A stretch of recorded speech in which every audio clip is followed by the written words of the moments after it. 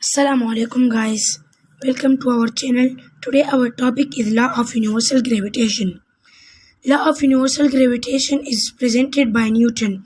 In this law, Newton expressed the force of attraction between different bodies in universe in the form of law as law of universal gravitation.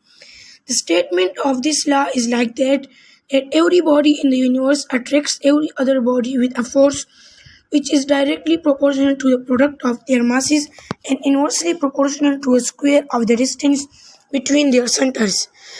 Directly proportional means that if we increase one value, then the value of another will be also increases.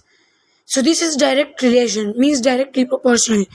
And inversely proportional means that if we increase one value, then another will be directly decrease.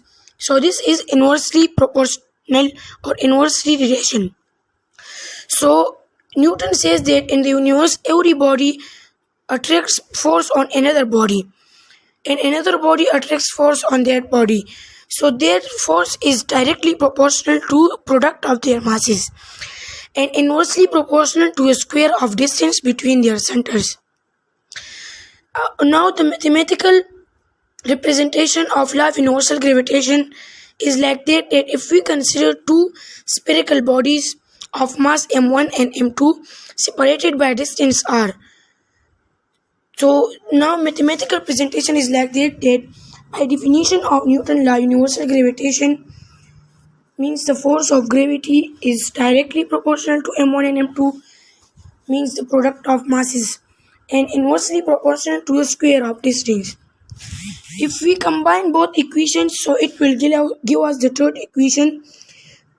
So that equation is like that. Now if we change the proportionality sign into equality, so we will put proportionality constant. So in law of universal gravitation, there is a constant of Newton, which is known as gravitational constant. So if we put the gravitational constant, the equation will be balanced. Now there are some properties of gravitational constant. It doesn't depend on medium between two masses. Mean if there is vacuum, air or concrete, so it doesn't depend on it. It only depends on masses of two bodies and the distance between their centers. Means it only depends if the masses increases, it will increase, or if the distance between their centers increases. So it only depends on these two things. Now the value of gravitational constant is 6.67 multiplied 10 to power minus 11. This is the value of gravitational constant. And the unit of gravitational constant is Newton meter square kg or square. So these are some properties of gravitational constant. Now Newton's third law of motion and universal gravitation means the gravitational force are consistent with Newton's third law. We can see that the force acting on mass m2 due to mass m1 is F12. Also the force acting on mass m1 due to mass m2 is same force F21. Both these forces are equal but opposite in direction. Therefore, we can say that the forces acting on bodies due to gravitation force is the example of action-reaction force. Means in law of universal gravitation, according to a statement that two bodies are exerting force on each other. So according to Newton's third law, the force acting on mass m2 by m1 is F12 and by mass m2 on mass m1 is F21. So both forces are equal but they are opposite in direction.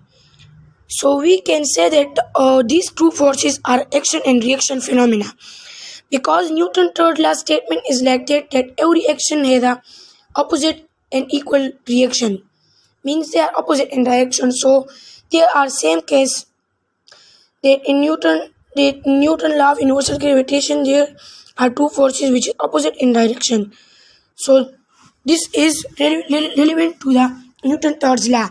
Its equation shows that F12 equal to minus F12 minus F21. So Minus means these two forces are opposite in direction.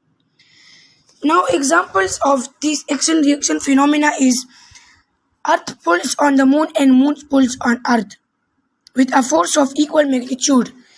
At Earth's surface, Earth pulls down on 1.0 kg mass with a force of magnitude 9.8 Newton, and the 1.0 kg pulls upward on Earth with a force of magnitude. Means that the Earth pulls on moon and the moon pulls on Earth is also equal force, but these two forces are opposite in direction because this is action and reaction phenomena. Now the gravitational force is also called inverse square force because it is inverse square nature. Now we will explain that what is inverse square nature of gravitational force. The gravitational force is an inverse square force. It decreases by a factor of 2 when the distance increases by a factor of 2. It decreases by a factor of 9 when the distance increases by a factor of 3, and so on. As we see in the graph that if we increase the distance one time, if we increase the distance 2 times, so force will increase 4 times. If we decrease the distance 3 times, so the force will decrease 9 times. So in this graph we will explain all these things. As you see in the graph that all things are clearly shown. It means that Newton first tried to explain that if we increase the distance, so the force will be decrease because it has inverse relation.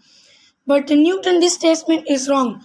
So after this statement, Newton prepared an experiment and do that experiment. So after that experiment, Newton claimed that it has inverse square nature because if we increase the distance 2 times, so the force will decrease 4 times because it has inverse square nature.